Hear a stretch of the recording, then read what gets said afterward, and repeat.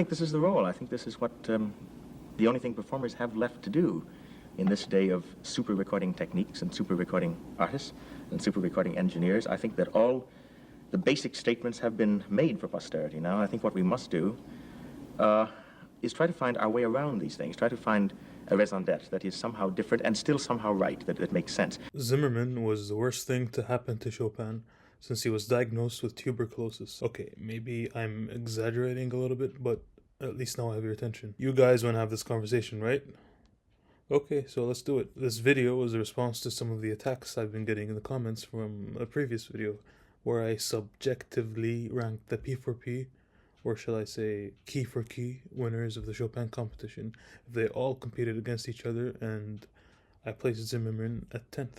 I must say, it genuinely pleases me to see a classical musician like Zimmerman have dedicated Swiftie-like fanatics who are ready to attack anyone who blasphemes the Z-Man's name in vain.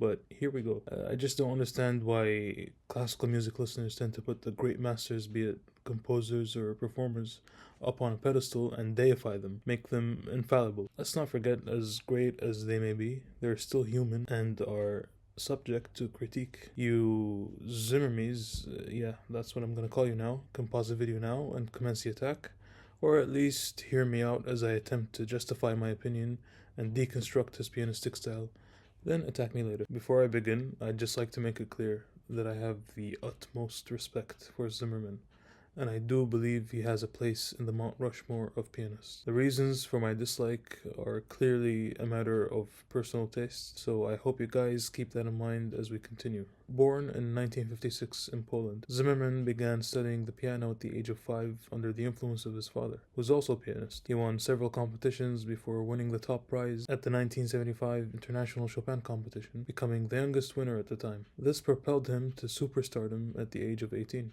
He immediately began performing with the world's top orchestras with legends like Abbado, Bernstein, Kondrashin, Ozawa, and many of the world's top conductors at the time. His competition win secured him a lovely contract with Deutsche Grammophon, the top dogs and golden standard record label for classical music. With DG, he began pumping out albums of mostly romantic era repertoire, which he unfortunately polluted and removed the magic out of completely.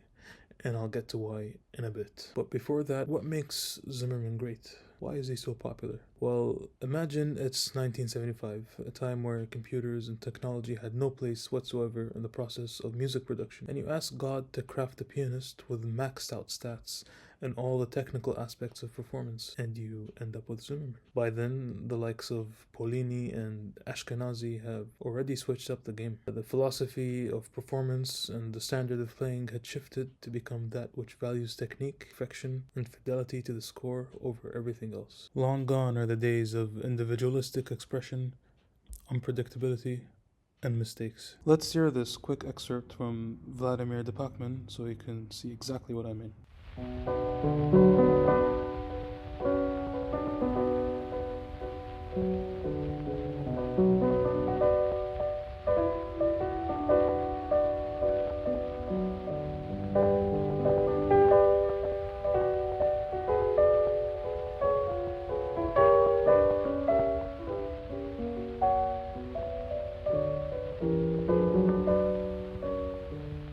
So by 1975, Zimmerman became the prototype pianist who epitomized that school of thought. The first product of many in the perfect, maxed out stats, score-replicating pianist producing factory. Obviously for that time, because it's different and fresh. That style of pianism was super exciting. Imagine going to a concert knowing that you'll hear a flawless performance of your favorite composer by a human, playing a score exactly as written. So obviously the perfect embodiment of the style would enter the Chopin competition and win it. Not to take anything away from that win though, it wasn't really a competitive year. Take a look at the names here, and for a year like 2010 for example. I mean, Kramer, really? Now, I'm not saying that Zimmerman's style is bad all around. I actually think his Beethoven and Schubert recordings especially are supreme, and the more classical pieces match his perfectionist style better in general. I actually wish he recorded more Beethoven sonatas. Other than his flawless technique and superhuman precision, his metronomic programming provides a cohesive structure. Let's have a quick listen.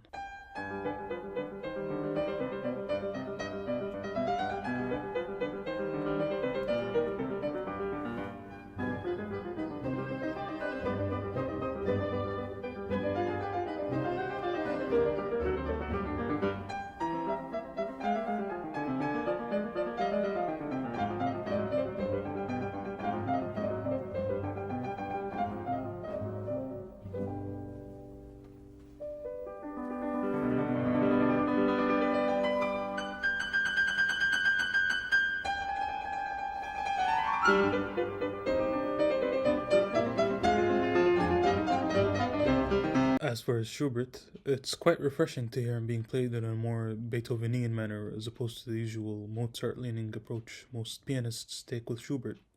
Again, the metronomic instincts really serve the music here and helps with the structure.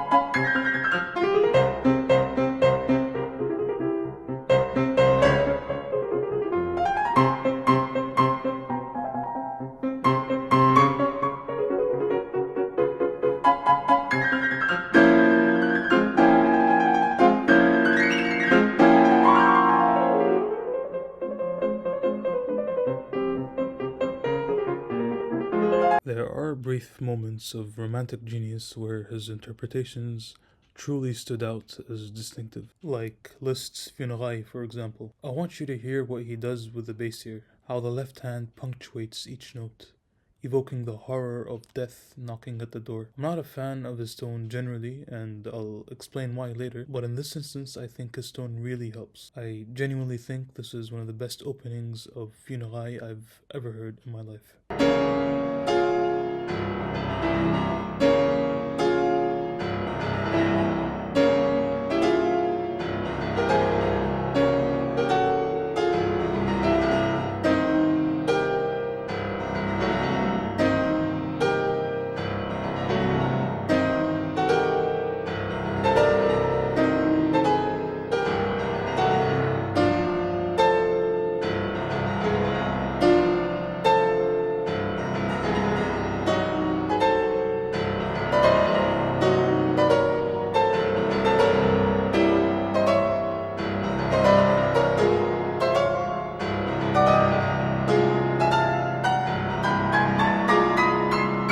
Ironically, though, there is evidence where he displays a rebellious romantic style attitude. In his recording where he plays both conductor and soloist for the Chopin piano concertos, listen to how he strains the strings to add some refreshing nuance and expressivity to the orchestration. Unfortunately, for some reason, his conducting doesn't seem to translate to his keyboard.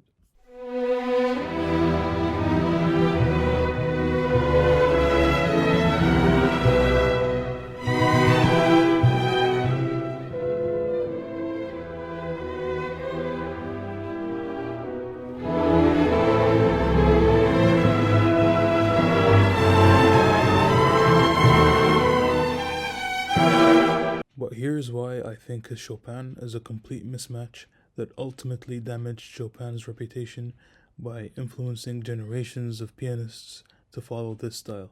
Ask yourself this: do you really think this is how Chopin played in the 19th century? But oh, we have no recordings of Chopin. Yeah, but we do have early 20th century recordings of students of Chopin and Liszt, and they do tell a completely different story than what we hear today. Those pianists embodied the romantic style of playing. What does that mean exactly? To pin it down to one word, I would say individuality. The essence of performing a piece back then was the element of unpredictability, surprise, improvisation, micro innovations, preluding, and most importantly, daring to express. Instead of engineering a piece to perfection in a sterile clinical lab, making sure that it's replicable exactly 10 out of 10 times, i.e. the infamous 76 takes of the Liszt Sonata, for example, pianists who embodied the romantic spirit showed the world exactly who they were, almost like exhibitionists. They exposed their every vulnerability in a performance. There'd be good days, bad days, happy days, and sad ones. And you'd get a different flavor of the same piece from the same pianist every single time. Zimmerman is the antithetical clash to those lost romantic ideals. But Zimmerman plays the best ballads. Okay, well, let's hear some examples of his beloved Chopin ballads and compare them to pianists who actually embodied the romantic spirit. So, first up, we have the infamous coda from Chopin's first ballad. Zimmerman does an absolutely phenomenal job at rendering this coda with surgical precision. But for this and for the rest of the examples, I want you to focus on the aspects of expression rather than the music itself. So, don't let the beauty of the music distract you from the robotics of his interpretation.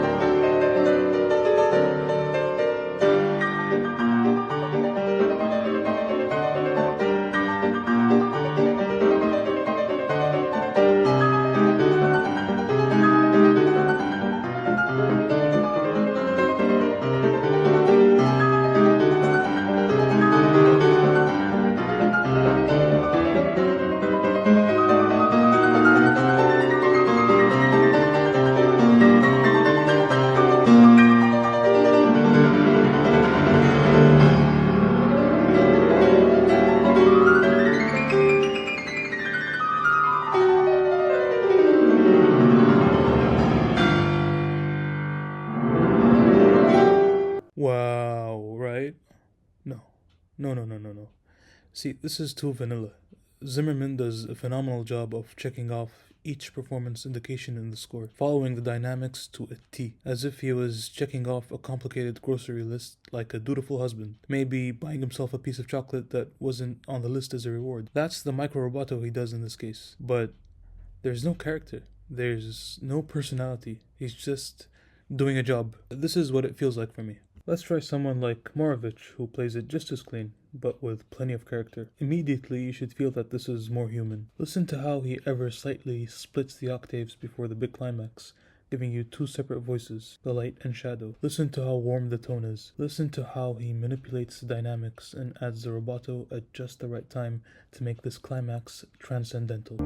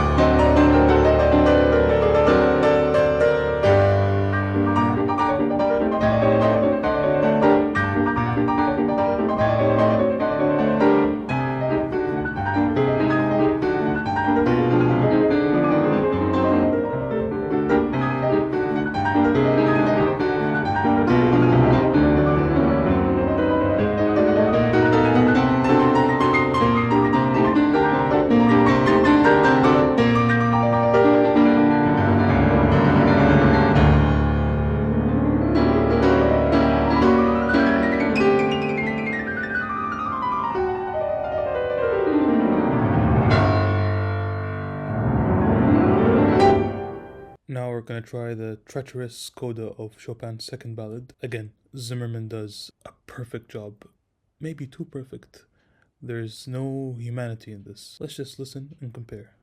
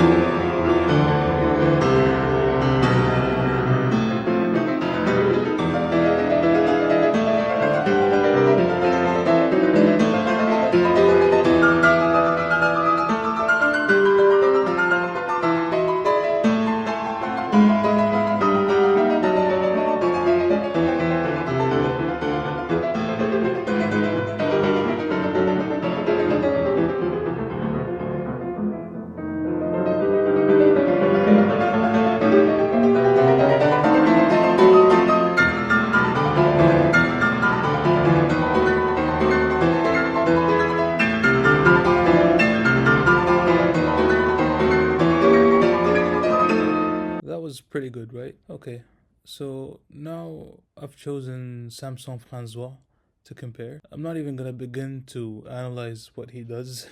I could do a whole video just for that. But just listen to how operatic this is, how spontaneous, how human, how full of character and life. Sure, he deviates from the score, from performance instructions. This is not the way that we're used to hearing Chopin in the 21st century, but actually this was the conventional way to play in the early 20th century and even in the 19th century, probably. He is a musician after all, and he's giving you a performance. This is what I think a pianist at the most elite level should be doing.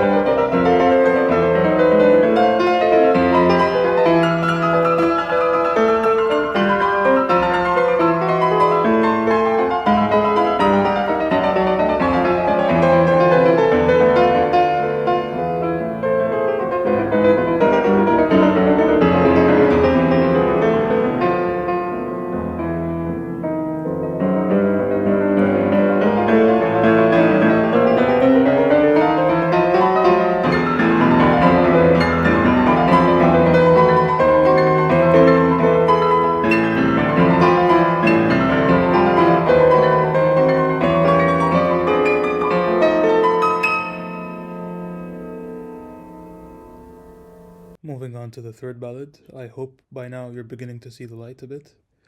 We'll start with another perfect rendition from Zimmerman, followed by comparison.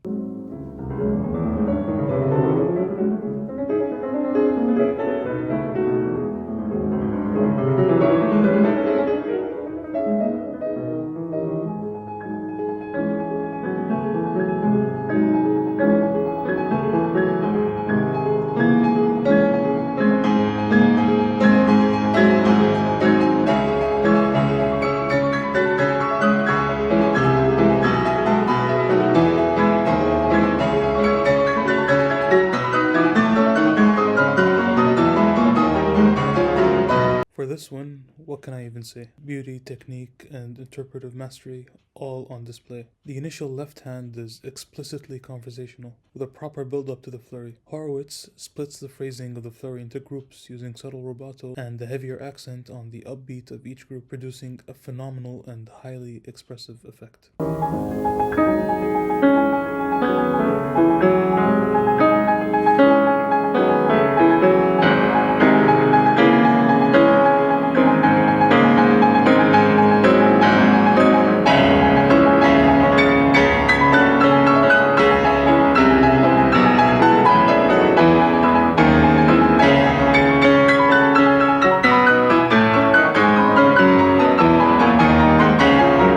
Now we go into the climax of the fourth ballad. I think this is one of the most cathartic moments in all of piano writing. Let's hear Zimmerman first.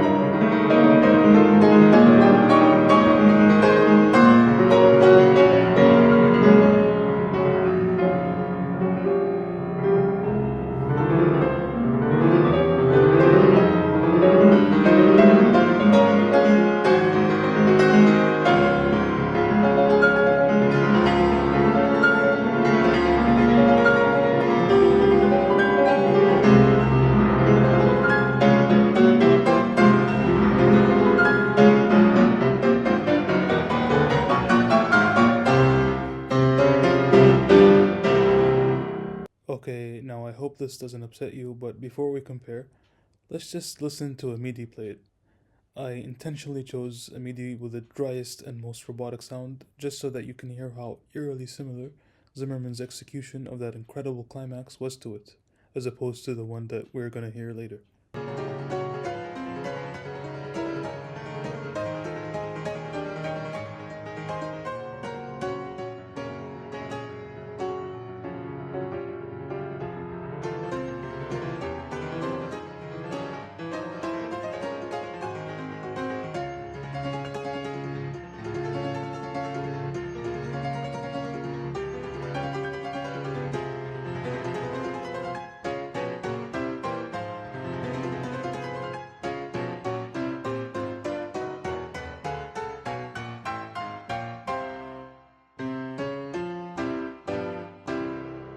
For the comparison, I went with Shura Cherkassky, an incredibly operatic and spine-tingling experience. Listen to how he brings out the inner voices during the build-up, and just before the gush of arpeggios, there's a push and pull of the music trying to escape, to ascend, a slight delay before it finally breaks free.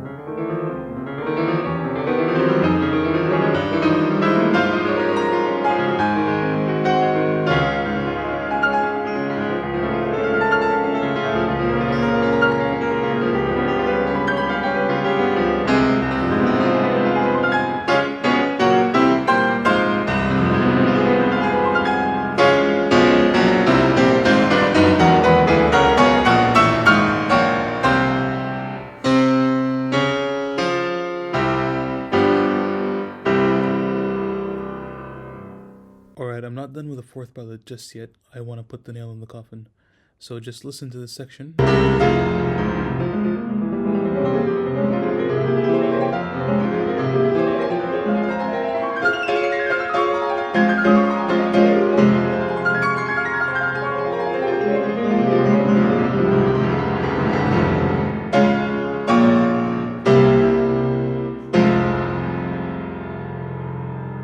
Okay, listen to this specifically. And now let's listen to the perfect representation of the romantic style of playing, Joseph Hoffman. Listen to how he brings out the inner voices before, and how he plays these big chords. Nothing but expression, pure expression.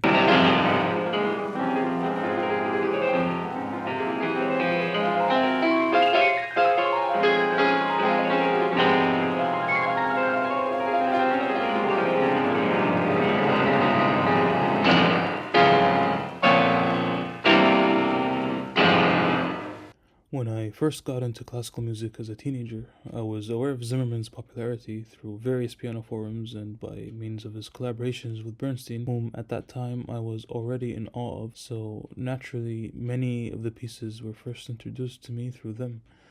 Unfortunately, his recordings of Brahms' Piano Concerto No. 2 and Schumann's Piano Concerto absolutely made me hate these works. It only took discovering Claudia Arrau for Brahms and Argerich for Schumann to truly realize the greatness of these masterpieces. The thing about Brahms is that his music is so dense and multi-textural. No matter how great your technique may be, Brahms would naturally sound heavy if you attempt to play him. Zimmerman's recording is a perfect showcase of how a pianist can be trapped into that sound.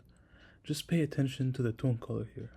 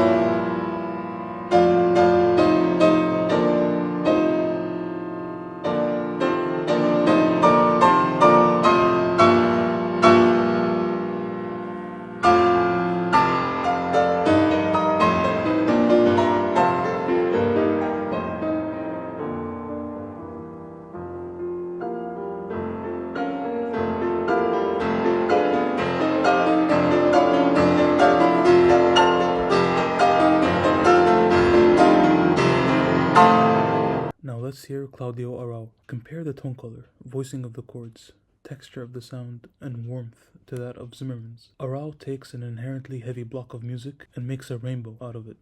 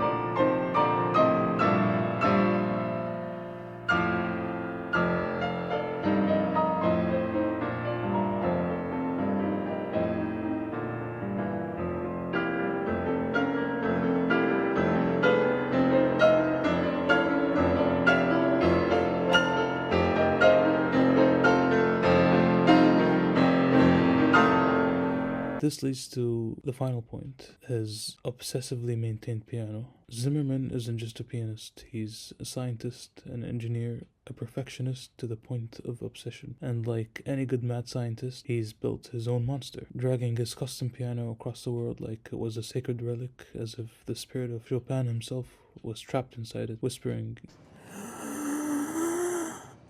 "Yes, Zimmerman. Only your piano is worthy." refusing to play on anything else, as if the mere thought of touching a standard Steinway would send him into an existential crisis. He even boycotted America because the TSA got a little too touchy with it, and for their aggressive military policy, which I do commend him on speaking out on. But the result, that thing doesn't sing. It's too aggressively metallic, too artificially refined, like Chopin's poetry is being filtered through stainless steel. There's no warmth, no breathing room, no softness to balance the clarity. Every note is so overpolished it starts to feel like glass. Sharp, cold, and ultimately fragile in the worst way. Chopin's delicate cantabile lines need a sound that can whisper, that can sigh, that can bend like a human voice. Zimmerman's piano doesn't whisper, it clangs, and when combined with his ultra-precise touch, the result is something eerily mechanical, as if a perfectly programmed MIDI file gained sentience and started touring. There's something deeply ironic about a pianist who prides himself on such meticulous craftsmanship, only to end up with a sound that strips Chopin of all his human qualities. Chopin's music isn't just about the notes, it's about what happens between them, the breath, the rubato, the subtle imperfections that give it life. But on Zimmerman's piano, every note arrives at the exact time, in the exact shape, with the exact articulation, like a factory line product that's been quality checked for consistency. It's impressive, sure, but it's also sterile. It's like watching a 4K restoration of an old film where the grain has been scrubbed clean, technically perfect, but at the cost of all the soul. And the worst part, because of Zimmerman's status and influence, an entire generation of pianists grew up thinking this was the gold standard for Chopin interpretation, as if the goal was to sound like a hyper-processed studio recording instead of an actual living, breathing musician. So yeah, say what you want to say about his technique, his intellect, his legendary status, but for me, his sound, both in terms of his touch and that overly groomed piano, sums up everything that went wrong with modern Chopin playing. Precision over passion, engineering over emotion, and a man who spent his life searching for the perfect sound, only to end up with something that to my ears is completely devoid of magic. If you like this kind of content and would like to see more, please like, subscribe, and hit the bell icon so I can keep making these videos. And Zimmermies, take it easy. And I think that this is something that we must all do in this day and age. I think if one is going to pursue performance at a time when the greatest performances of the past and of the present have been made permanent in the record catalogs for everyone to hear, one must indeed recompose it or find another way to make a living. I don't think there's an excuse for performance that simply duplicates what's been done before.